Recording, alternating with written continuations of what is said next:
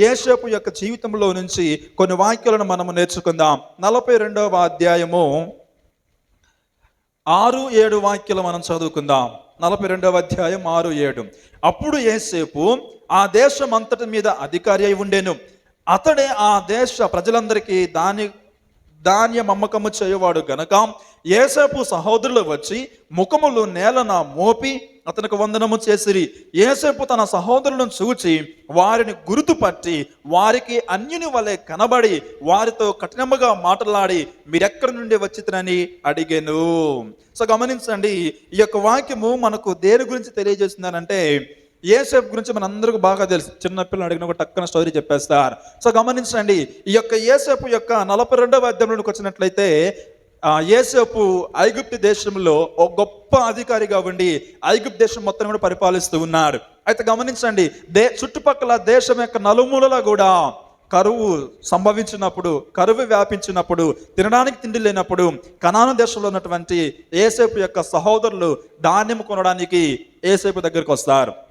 గమనించండి ప్రియ దేవుని బిడ్డలారా, ఇక్కడ జరిగినటువంటి సందర్భం ఏంటి అని అంటే, ఈయన యోసేపు అన్న సంగతి తన అన్నలు గుర్తుపట్టలేదు కానీ యోసేపు మాత్రము వీరు నా అన్నలే నా యొద్దకు వచ్చినారని చెప్పేసి గుర్తుపడతారు. సో ఎందుకు ఈ గ్యాప్ వచ్చిందంటే మనందరికీ బాగా తెలిసి ఏంటి అని అంటే, యోసేపుని యాకోబు ఎక్కువగా ప్రేమించడం వలన తర్వాత ఆయనకు వచ్చినటువంటి కళలో వారితో చెప్పినప్పుడు వారి అన్నలు ఏమంటారు అని అంటే, నీవు మా మీద అధికారిగా ఉంటావా, మేమందరం కూడా నీకు సాష్టంగా పడి నమస్కారం చేసేదమా అని చెప్పేసి ఆయన మీద పగబెంచుకొని అతను లేకుండా చేద్దామని ఆలోచన చేశారు. చంపదమన్నప్పుడు రూబేను అడ్డపడ్డాడు. రూబేను అడ్డపడిన తర్వాత తీసుకెళ్ళి గోతులు వేసారు. గోతులు వేస్తే మనకు వచ్చేటువంటి ఉపయోగం ఏముందిలే అని దూరం నుంచి వస్తున్నటువంటి ఇష్మాయేలీలకు అతను అమ్మి వేస్తే మనకు డబ్బులైనా వస్తాయి కదని చెప్పేసి తన సహోదరులో ఒకడు యూదా అనేటువంటి వ్యక్తి మరి సలహా ఇచ్చినప్పుడు నిజమే కదని చెప్పేసి ఆ వ్యక్తిని తీసుకెళ్ళి అక్కడ అమ్మేస్తారు. అమ్మేసిన తర్వాత మరి యోసేపు నేరుగా వెళ్ళేసి ఐగుప్తులో ఉండిపోతాడు. ఐగుప్తులో ఉండిన తర్వాత యాకోబుకు, యోసేపు యొక్క తండ్రి అయిన యాకోబుకు సమాచారం ఏమని పంపిస్తారంటే, వారు ఒక బట్టను, యోసేపు యొక్క బట్టను తీసుకొని ఒక మేకపిల్లను చంపి ఆ యొక్క రక్తంలో ఆ యొక్క బట్టను తడిపి ఆ బట్టను తీసుకెళ్లి యాకోబుకు చేరవేసి, ఇది నీ కుమారుని యొక్క అంగీనేమో చూడు, దుష్ట మృగము అతను చీల్చి చంపేసింది, అతను గుర్తుపట్టడానికి కూడా లేనంతగా మాకు ఒక వస్త్రం ముక్క దొరికితే అది నీ వద్దకు పంపించాము, ఒకసారి చూడయ్యా అని చెప్పేసి పంపిస్తే యాకోబు అది నిజమే కదని చెప్పేసి నమ్మి లబోదీబోమని ఏడ్చుకుంటూ యోసేపుని మొత్తానికి మర్చిపోతాడు. సో ఆ రీతిగా అన్నల తమ్ముళ్ళు మొత్తం కలుసుకుని ఏం చేశారంటే యోసేపు మీద పగబెంచుకొని యోసేపుని మొత్తానికి లేకుండా చేశారండి. ఇప్పుడు తండ్రి యొక్క సంపద కావచ్చు, లేకపోతే ఆయన ఆస్తి కావచ్చు, లేదా మరి తన యొక్క అన్నల గురించి ఎటువంటి ఆటంకాలు లేకుండా ప్రశాంతంగా బతుకుతూ ఉన్నారు. అయితే దినాలనే ఒకేలాగా కాదండి.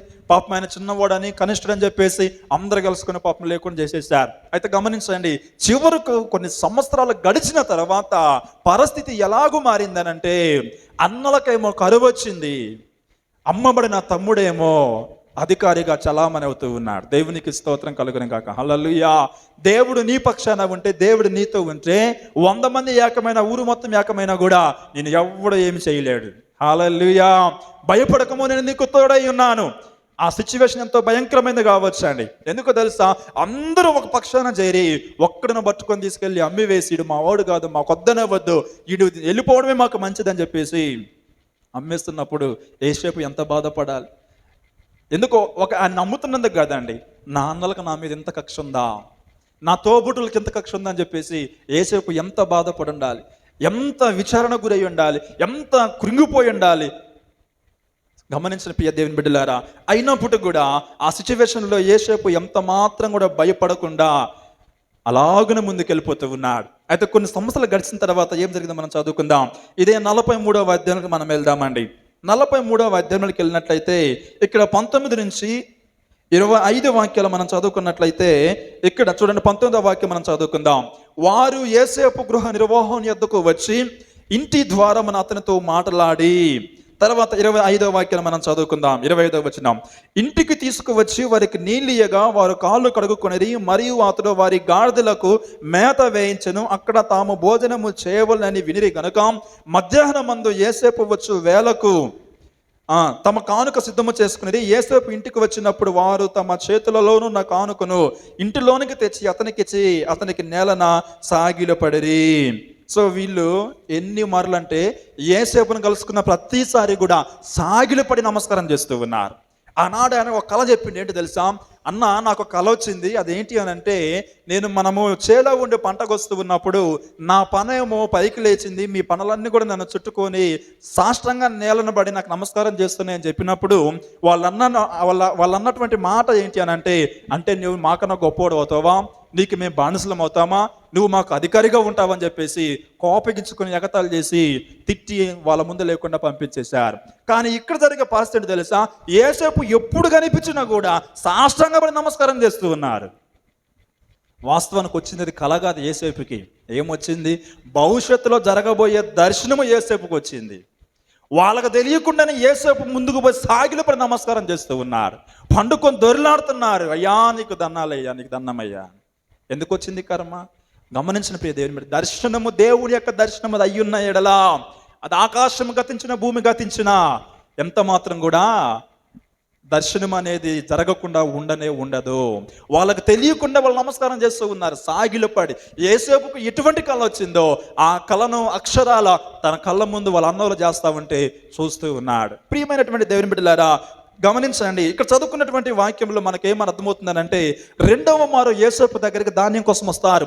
వచ్చినప్పుడు యేసేపు ఏం చేస్తున్నాడు అని అంటే, తన అన్నలందరూ వస్తారు గనక ఓ మంచి భోజనం సిద్ధం చేసి రెడీగా ఉంచాడు. ఆయన వారి యొక్క బాగోగులు చూసుకోవడానికి తన యొక్క గృహ నిర్వాహ అధికారిని ఒకడిని నియమించాడు. గమనించిన ప్రియ దేవుని బిడ్డలారా, మనమైతే ఏమనుకుంటామో తెలుసా? వాళ్ళందరూ కూడా నాకు అన్యాయం చేసిండ్రు కాబట్టి వాళ్ళ సంగతి తేలవాలని చెప్పేసి, నా చేతులు ఇప్పుడు అధికారం ఉంది, నా దేశంలోనికి వచ్చారు, నా ప్లేస్లోనికి వచ్చారు, నా ఏరియాలోకి వచ్చారు కనుక వీరిని మళ్ళీ తిరిగి పోనీయకూడదు, అసలు నేనేంటో చూపియాలని చెప్పేసి మనము మన యొక్క పవర్స్ మొత్తం కూడా చూపించడానికి ప్రయత్నం చేస్తాం. కానీ యేసేపు చేస్తున్నటువంటి మాట, వారిని తీసుకొచ్చాడు, కూర్చొని పెట్టాడు, కాళ్ళు కడుక్కోమని చెప్పాడు, భోజనం పెట్టమని సలహా ఇస్తున్నాడు. అంత మాత్రం కాకుండా వారి యొక్క గాడిదలకు కావచ్చు, మిగిలిన ఏమైతే ఉన్నాయో వాటికి కూడా మేత వేసి ప్రశాంతంగా వాటికి కూడా ఆహారం సిద్ధపరిచే బాధ్యతను తన గృహ నిర్వాహకునికి అప్పగించాడు. ఇందులో మనకేం కనిపిస్తుంది? ప్రేమ. 2 క్షమాపణ. ప్రియమైనటువంటి దేవుని బిడ్డలారా, యేసు ప్రభు అంటే ఆయన దేవుడు కదయ్యా, ఆయన ఆ మాత్రం చేయకపోతే ఎట్లని మనం అనుకోవచ్చు. నువ్వు క్షమించే మనసు ఉండాల్సి ఉంటే నువ్వు దేవుడివే కానక్కర్లే, మంచి మనసు ఉంటే చాలు. దేవునికి స్తోత్రం కలుగునే గాక. పగా ప్రతీకారం అటువంటి హృదయం నీలో లేకపోతే, అలాంటి ఆలోచన నీలో లేకపోతే చాలు, యేసు ప్రభు వలె నువ్వు కూడా క్షమించడానికి సిద్ధముగా ఉండగలుగుతావు. మరొక వాక్యం మనం చదువుకుందాం. 25 తర్వాత 30వ అధ్యాయం మనం వెళ్దామండి. 30 కాదు, ఒక్క నిమిషం.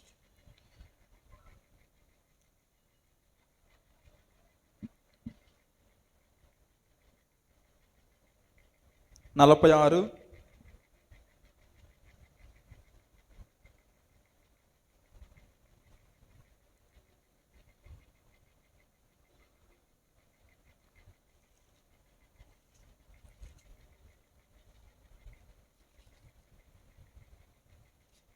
ఎస్, 43, 30 వచ్చిన చదువుకుందాం. 43:30. అతడు తన తమ్ముని మీద యేసేపునకు ప్రేమ పొర్లుకొని వచ్చిన గనుక అతడు త్వరపడి ఏడ్చుటకు చోటు వెదకు లోపలికి గదిలోనికి వెళ్ళి అక్కడ ఏడ్చెను. అప్పుడు అతడు ముఖము కడుక్కొని వెలుపలికి వచ్చి తన్ను తాను వనచుకొని భోజనము వడ్డించడని చెప్పెను. సో గమనించండి, ఇక్కడ యేసేపుకి ఏమొస్తుంది తెలుసు? తన అన్నల మీద ప్రేమ పొంగుకొని పొర్లుకొని వస్తుందండి. కానీ తన వారి ముందు చూపెట్టుకోలేక దానిని ఇంట్లోనికి గదిలోనికి వెళ్ళి ఏడ్చుకొని ముఖం కడుక్కొని మళ్ళీ యథాప్రకారంగా వాళ్ళ ముందుకు వచ్చి ఏమంటున్నాడు అని అంటే, తినడానికి అన్నం పెట్టమని చెప్పేసి తన పని వారికి చెప్పుకొని వడ్డించుకొని మంచిగా తింటూ ఉన్నారు. తర్వాత 45వ అధ్యాయంలోకి మనం వద్దాం. 45వ అధ్యాయంలో జరిగిన సందర్భాన్ని ఒకసారి మనం చూసుకుని ముగించుకుందాం. అప్పుడు యేసేపు తన యొద్ద నిలిచిన వారి అందరి ఎదుట తన్ను తాను వనచుకున్న జాలక నా యొద్ద నుండి ప్రతి మనిషిని వెలుపలికి పంపివేయడని బిగ్గరగా చెప్పెను. యేసేపు తన సహోదరులకు తన్ను తాను తెలియజేసుకున్నప్పుడు ఎవరును అతని యొద్ద నిలిచి ఉండలేదు. ఇక్కడ జరిగిన సందర్భం ఏంటి అని అంటే, వారందరం చూసిన తర్వాత ఇక ఎక్కువసేపు తన యొక్క మనసులో ఉన్నటువంటి ప్రేమను దాచుకోలేక ఓపెన్ అయిపోయి చెప్పినటువంటి మాట ఏంటి అని అంటే, మీరు నన్ను వెళ్ళగొట్టినటువంటి యేసేపుని నేనే. ఆయన చెప్పేంత వరకు కూడా యేసేపు అన్న సంగతి వాళ్ళ అన్నలకు అసలు ఎంత మాత్రం కూడా తెలియలేదండి. సో అప్పుడు దాకా తెలియకుండా మరుగునైనటువంటి విషయాన్ని ఎప్పుడైతే ఆయన చెప్పాడో, చెప్పిన తర్వాత సీన్ అంతా కూడా రివర్స్ అయిపోయింది. ఇప్పుడు వాళ్ళందరూ ఏమనుకుంటున్నారో తెలుసా? అరే ఈయన యేసేపా, మన తమ్ముడా, ఇంత గొప్పవాడా అని చెప్పేసి ఆశ్చర్యపోయి మరొక భయం ఏంటో తెలుసా, వరకు ఉన్నటువంటి భయం ఏంటో తెలుసా, అరే వీడు ఏసేపే కానీ అయ్యి ఉంటే వీడు పాత కక్ష మొత్తం కూడా మన మీద తీర్చుకుంటాడేమో అని చెప్పేసి భయపడిపోతూ ఉన్నారు. వీడు ఇప్పుడు అధికారి అయిపోయి ఉన్నాడు, ప్రధానమంత్రి పొజిషన్లో ఉన్నాడు, ఐగుప్తు అంతా వీడి స్వాధీనంలో ఉంది, వీడి మనం ఇప్పుడు ఏమి చేసినా కూడా చేస్తాడని చెప్పేసి తన అన్నలకు చాలా భయం వచ్చింది. అయితే ఆయన అంటున్నటువంటి మాటలు మనం చదువుకుందామండి. 5వ వాక్యం నుంచి కొన్ని వాక్యాలు చదువుకుందాం. 5వ వచనం నుంచి, అయినను నేను ఇక్కడికి వచ్చినట్లు మీరు నన్ను అమ్మివేసినందుకు దుఃఖపడుకుడి, అది మీకు సంతాపం పుట్టింపనీయకుడి. ప్రాణరక్షణ కొరకు దేవుడు మీకు ముందుగా నన్ను పంపించెను. 2 సంవత్సరముల నుండి కరువు దేశంలో ఉన్నది, సేద్యమైనను కోతైనను లేని సంవత్సరములు ఇంకా 5 వచ్చును. మిమ్మును ఆశ్చర్యముగా రక్షించి దేశములో మిమ్మును శేషముగా నిలుపుటకును ప్రాణముతో కాపాడుటకును దేవుడు మీకు ముందుగా నన్ను పంపించెను. కాబట్టి దేవుడే గాని మీరు నన్ను ఇక్కడికి పంపలేదు. ఆయన నన్ను ఫరోకు తండ్రిగాను తన ఇంటి వారికి అందరికీ ప్రభువుగాను ఐగుప్తు దేశం అంతటి మీదకి ఏలికగాను నియమించెను. ఇక్కడ యోసేపు పలుకుతున్నటువంటి మాటలు చాలా అద్భుతమైన మాటలు అండి. ఆయన అంటున్నటువంటి మాట ఏంటి తెలుసా, మీరు నన్ను ఇక్కడికి పంపించినందుకు ఎంత మాత్రం కూడా దుఃఖపడవద్దు. ప్రాణ రక్షణ కొరకు దేవుడు నన్ను ఇక్కడికి ముందుగా పంపించి ఉన్నాడు. దేవునికి స్తోత్రం కలుగును గాక. ఛాన్స్ దొరికింది కదా అని చెప్పేసి, అరే మీరందరూ కలుసుకున్న ఈ రకం అమ్మేశారు కదా, నన్ను చంపేశారు కదా, నాన్నగారికి నన్ను లేడన్న వార్త తెలియజేశారు కదా, భయంకరమైన శ్రమలకు గురి చేశారు కదరా, మీ సంగతి తేలుస్తానని చెప్పి అంటంలే. ఆయన అంటున్నటువంటి మాట ఏంటి తెలుసా, మన ప్రాణ రక్షణ కొరకు మిమ్మల్ని అందరిని కూడా నేను ఈ రీతిగా పోషించుకోవడం కోసము మీరు కాదు కానీ ఆ దేవుడే మీ ద్వారా నన్ను ఇక్కడికి పంపించి ఉన్నాడు. ఎంత అద్భుతమైన మాట అండి. యేసేపు మాట్లాడే ప్రతి మాటలో ఎక్కడ కూడా ఇంత కూడా కోపం లేదు, విషం అనేది లేదు, పగ అనేది లేదు, ప్రతీకారం లేదు. ఆయన చెబుతున్నటువంటి మాట, ఇదిగో 2 సంవత్సరాల దేశంలో ఎక్కడ ఆహారం లేదు, సేద్యం లేదు, పైరు లేదు, పంట లేదు, ఇంకా కరువు సమయాలు, ఇంకా 5 ఏండ్లు ఉన్నాయి. ఈ 5 ఏండ్లు మనం పోషింపబడాలనంటే అది సాధ్యం కాదు. కనుక ఈ సంగతిని గుర్తించినటువంటి దేవుడు, భవిష్యత్తులో ఏమి జరగబోతుందో తెలిసిన దేవుడు మీకంటే ముందుగా నన్ను ఇక్కడికి పంపించి ఉన్నాడు. ఎందుకో తెలుసా, మీ అందరికి భోజనం కొరకు లేదా మీ అందరికి ఆహారాన్ని పంచిపెట్టే కొరకు ఆ దేవుడిని నన్ను ఇక్కడికి పంపించాడు. కానీ మీరు ఎంత మాత్రం కూడా నా విషయంలో అన్యాయమో చేయలేదు. క్రైస్తవులకు ఉండవలసిన మనస్సు ఇదండి. ప్రేమించే మనస్సు, క్షమించే మనస్సు, సర్దుకొని పోయే మనసు, అర్థము చేసుకునే మనసు, ఇవన్నీ మనలో ఉండాలి. కానీ ఇవేవి మనలో ఉండవండి, అన్నీ ఆపోజిట్గా ఉంటాయి.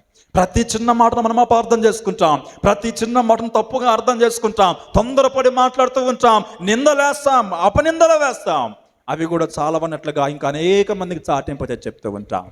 క్రైస్తవా, క్రీస్తు బిడ్డవా, ఒక్కసారి నేను ప్రశ్న వేసుకో. యేసేపు విషయంలో అంత ఘోరమైనటువంటి అన్యాయం తన సహోదరులు చేస్తే, ఆయనకి అవకాశం వస్తే, పగదీర్చుకునే అవకాశం వస్తే, యేసేపు ఎంత మాత్రం కూడా తన మనసులో దాగి ఉన్నవేవి కూడా చేసుకోకుండా ఆయన అంటున్నటువంటి మాట, మీరు కాదే నన్ను ఇక్కడికి పంపించింది, ఆ దేవుడే మీ ద్వారా నన్ను ఇక్కడికి పంపించాడు. కనుక 5 ఏండ్లున్న కరువులో నేను ఇక్కడే ఉంటా. కనుక మీరు వెళ్ళేసి ఇంటికి వెళ్ళేసి మనకున్నటువంటి సమస్తను తీసుకొచ్చి ఐగుప్తులోనికి రండి, కరువు అయిపోయేంత వరకు కూడా విస్తారమైన ఆహారాన్ని మీకు పంచి పెడతాను. మీరు ఊరికి వచ్చి నా కాడకి వచ్చి ఇదిగో ఒక 10 కేజీలు బియ్యము, ఒక 10 కేజీలు అవి కావాలి ఇవి కావాలని అడగడం కాదు.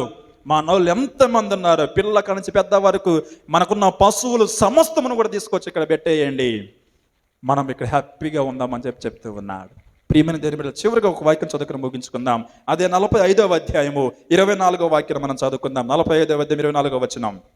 అప్పుడు అతడు తన సహోదరులను సాగనంపి వారు బయలుదేరుచుండగా మార్గమందు కలహపడుకుడని వారితో చెప్పెను. హల్లెలూయా. ఇది చాలా చాలా హైలైట్ పాయింట్ అండి. సో ఈయన చెప్తున్నటువంటి జాగ్రత్త ఏంటో తెలుసా, ఇదిగో మీరందరూ వెళ్ళిపోతున్నారు కదా, పోయేటప్పుడు దారి మార్గం మధ్యలో నువ్వే కదా వాడిని నమ్మేసింది, నీ వల్లే కదా మేమందరం అమ్మవలసి వచ్చిందని చెప్పేసి మీరు ఒకరికొకరు గుద్దులాడుకుంటారేమో, కొట్లాడ పెట్టుకుంటారేమో, ఎంత మాత్రం కూడా కలహం పెట్టుకోకుండా ప్రశాంతంగా మీరు వెళ్ళాలి. హల్లెలూయా. తనలో కోపమే కాదండి, వాళ్ళ అన్నల దమ్ముల్లో చీలికలు రావడం కూడా, వాళ్ళ అన్నల దమ్ముల్లో కొట్లాటలు రావడం కూడా యేసేపుకి ఎంత మాత్రం కూడా ఇష్టం లేనే లేదు. ఆయన ప్రత్యేకంగా చెప్తున్నటువంటి మాట, మార్గమందు మీరు కలహ పడుకుడి. ఎంత గొప్ప ప్రేమ, ఎంత గొప్ప మనస్సు, ఎంత గొప్ప క్షమించే స్వభావము యేసేపులో దాగి ఉందో మనం గమనించాలి. ఈ యేసేపు పాత నిబంధనలో యేసు ప్రభుకు సాదృశ్యంగా ఉన్నాడండి. హల్లెలూయా. ప్రియమైన దేవుని బిడ్డలారా, ఎప్పుడు నువ్వు ఇలాంటి మనసు కలిగి ఉంటావు, ఎప్పుడు నువ్వు ఇలాంటి ఏమంటారు ఒక మంచి హృదయాన్ని కలిగి ఉంటావు, ప్రేమించేటువంటి మనస్సు, క్షమించేటువంటి స్వభావం, ఇతరుల పక్షాన సహాయము, దయ, కనికరం అనేటువంటివి ఎప్పుడు మనం కలిగి ఉంటామండి. మనకు అందరు స్టోరీస్ మనకు బాగా తెలుసు కానీ మనం పాటించము. ఇక్కడ యేసేపు ఎంత గొప్పగా అయినా తన అన్నల పట్ల, సహోదరుల పట్ల ప్రేమను చూపుతున్నాడంటే అంత గొప్ప ప్రేమను పంచుతూ ఉన్నాడు. మొదట యోహాను రాసిన పత్రికలో యోహాను చెప్పేటువంటి మాట ఏంటి అని అంటే, తన సహోదరుని చూచి తనను ప్రేమించినటువంటి వాడు తాను చూడని దేవునిని కూడా ప్రేమించలేని వాడే. తన కళ్ళ ముందున్నటువంటి ఒక సహోదరుని చూసి ప్రేమించలేని వాడు కనిపించిన దేవునికి ఎట్లాగో ప్రేమిస్తాడు అని చెప్తూ ఉంటాడు. కనుక ఈరోజు దేవుని యొక్క వాక్యం సెలవిస్తుంది, మా రుణస్తులను మేము క్షమించి ఉన్న ప్రకారం మా రుణములు నీవు క్షమించాయా. యేసేపు తన యొక్క అన్నల యొక్క రుణాలను ఎంత మాత్రం కూడా ఉంచుకోలేదని కొట్టి పడేశాడు. ఎక్కడ కూడా అరే మీరు ఇట్లా చేశారు కదరా అని ఒక్క చోట కూడా తిరిగి ఎత్తి మాట్లాడిన దాఖలు లేనేలేవండి. మీరు చివరిదాకా చదువుకుంటూ పోండి కావాల్సి ఉంటే. పొరపాటును కూడా ఆ మాట బయటకు రానియలే, దాన్ని పూర్తిగా మర్చిపోయాడు. తన కళ్ళ ముందు ఎందుకున్నది ఏంటి తెలుసా, నా అన్నలు, నా కుటుంబం, నా తండ్రి, మా వాళ్ళు, ఇదే తప్ప నన్ను ఇలా చేశారు అలా చేశారు అటువంటి ఆలోచన ఎంత మాత్రం కూడా వారిలో యేసేపులో లేనే లేదు. దేవుని బిడ్డలమైన మనము కూడా ఇలాంటి మనస్సు కలిగి ఈ విధంగా క్షమించేటువంటి స్వభావం కలిగిన వారికి మనం ఉండాలి. కానీ మనం గడిచిపోయినవి, మరిచిపోయినవి కూడా మనసులో పెట్టుకొని కక్షపూరితంగాను, పగ పెంచుకొని ద్వేషపూరితంగాను ఎంత మాత్రం కూడా మనం చేయకూడదు. అలాగూ చేసినట్లయితే నువ్వు చేసే పరలోక ప్రార్థన బహుభయంకరమైనటువంటి పాపాన్ని కూడా కట్టుకొని నువ్వు చేస్తున్న మన సంగతిని జ్ఞాపకం ఉంచుకో. ప్రతిరోజు పరలోక ప్రార్థన చేస్తాం, దేనికోసం? ఇలాంటి మనస్సు కలిగిన ప్రార్థన చేయి. దేవుడు ఆ ప్రార్థన ఆలకించి నీ జీవితంలో గొప్ప కార్యాలు చేస్తారు. కళ్ళు మూసుకుందాం, ప్రార్థన చేసుకుందాం.